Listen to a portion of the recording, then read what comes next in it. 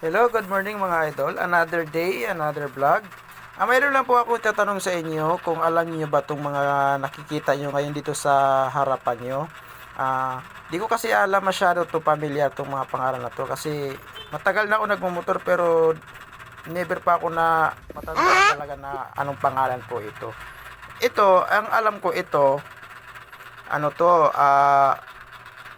Poly. Ano to, Poly ba to, ano, or torque drive. Tapos, ito naman, lining. Hindi ko alam kung lining ba to or slider pace. Kasi alam ko ito lang yung slider pace. Ito yung slider pace. Kita nyo to, ito yung slider pace.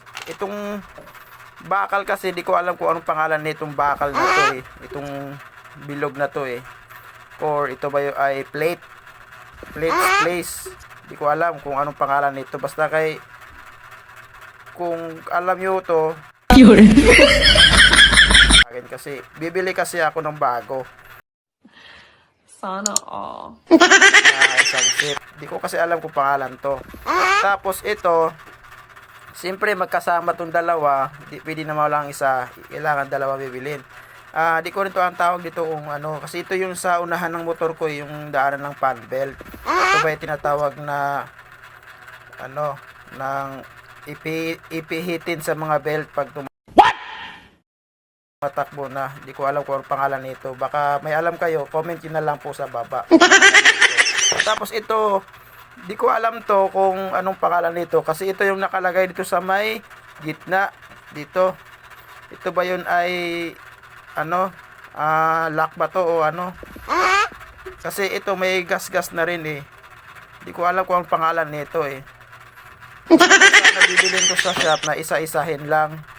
Pero kung may alam po kayo sa mga pangalan nitong mga parts na itong nakikita nyo dito, sabihin nyo lang po sa comment at sasagutan ko.